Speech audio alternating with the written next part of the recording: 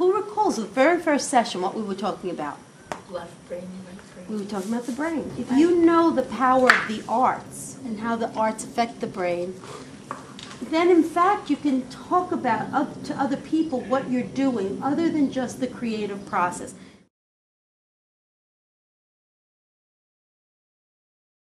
You know, using the activities with my residents, I really got to see how what we do in this class works.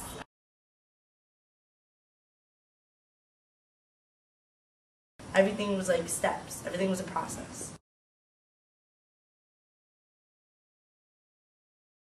What are some of the things that happened here today, just in this session with going around this mural with everyone participating? What are some of the things that you were witnessing, Dan?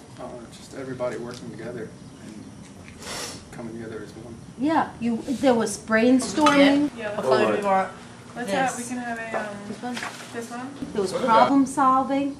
But bigger. Yeah, there you go. It's like a and then you need like this thing. Yeah, it's like the right lines. here. Yeah. Art, in fact, is a very, very powerful tool in not only keeping people stimulated, but also keeping them well.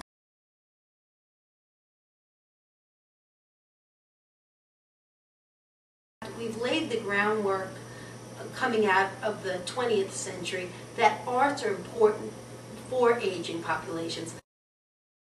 The reality is that people going into nursing homes, people going into community centers, where once we thought they were at the end stage of their life, in fact, they're living 20 and 30 more years in that stage. So the creative arts, the ability to express oneself, particularly the positive things that have made us up and made our lives, I think will keep us, in a certain sense, aging well.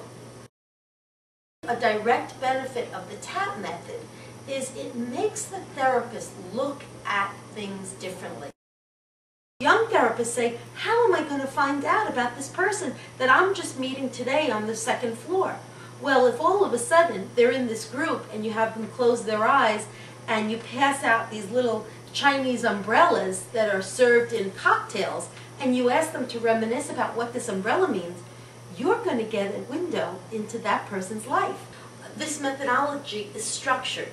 It's a structured program. You read the manual, you read the transcript, you see that you lead from step 1 to step 2 to step 3.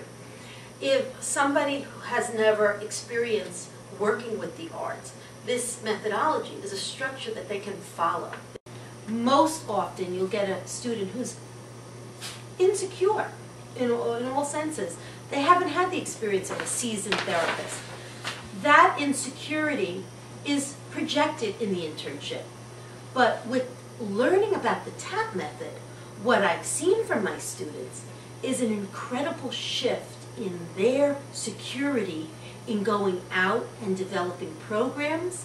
Yeah, this is more for the male population right here because it's a lot to do with travel, and guys are really into cars, but I'm sure a lot of females would be into it too and they could enjoy the program.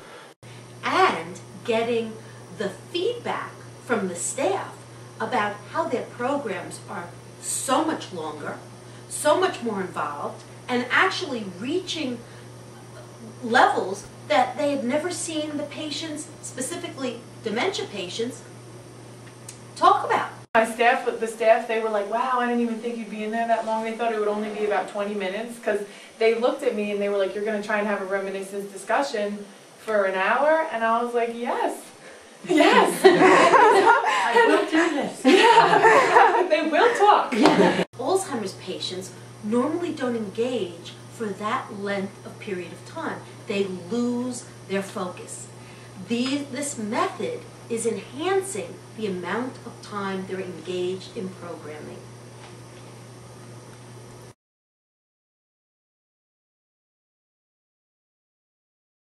Let's talk about Alzheimer's disease for a minute. Right now in the United States, there's 5.2 million people with Alzheimer's disease. Alzheimer's disease has 3 stages: mild, moderate, and severe. In the moderate stage of Alzheimer's disease, some of the symptoms are forgetfulness, lack of short-term memory. Where did I put my keys? Where's the car parked after you come out of a restaurant? Eventually, in the second stage of Alzheimer's disease, the moderate stage, that forgetfulness turns into looking like you get into your car from the restaurant and you don't know how to drive yourself home.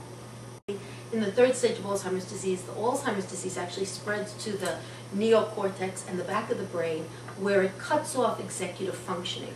So the body literally slowly starts to pass away and die because the lungs no longer work properly, the heart no longer works properly, and you find people in the third stage Alzheimer's disease bedridden before and in hospice care.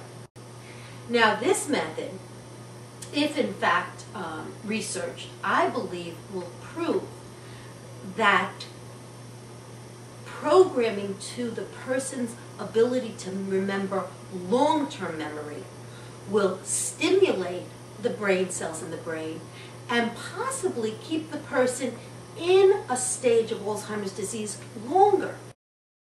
We've only started to see inside the brain since 2001, and what we see is in fact the brain does have what we now call neuroplasticity. Neuroplasticity is when the brain is stimulated by either language, environment, education, music. When the brain is stimulated, the dendrites make more dendrites, and those more dendrites create mass and density to our brain. So we are now starting to understand that through enhanced socialization in the group, through enhanced movement, whether it be fine motor coordination, gross motor coordination, we're finding that that is keeping the brain, what we call now brain wellness, good brain reserve, because our brains are thick and plump and well. So I have a model of a brain here, and if we take it out, we see that underneath the brain lies this little pink particle, which is representative of the hippocampus. And if you take this hippocampus apart, there's actually two of them, and they lie right inside at the level of your ear. And this is really, this area, the hippocampus, is responsible for recall. It's responsible for taking short-term memory and putting it into long-term memory. And we find that the first effects of the disease affect the hippocampus. But the hippocampus is also the area where we see the most neuroplasticity. The hippocampus is where the dendrites talk to each other. The dendrite is actually like a root of a tree, if you will. The cell is a cell wall, and it sends out these dendrites to talk to each other. And every time we're stimulated, whether it be by conversation or by using language or by being asked a question, those dendrites are talking to each other in the hippocampus. So we know that the arts are now responsible for, in fact, keeping the brain well and keeping the brain healthy. And so what better way to do that but with something that's non-pharmaceutical, something that doesn't cost a lot of money, something that can keep someone happy and looking forward to the next day. And I think all those elements add up to a better quality of life. The brain is a muscle, and indeed the brain has muscle memory. It can grow like a muscle, and if you don't use it, it shrinks like a muscle shrink. So the TTAP method really continues to incorporate the concept of using your brain and not losing your brain.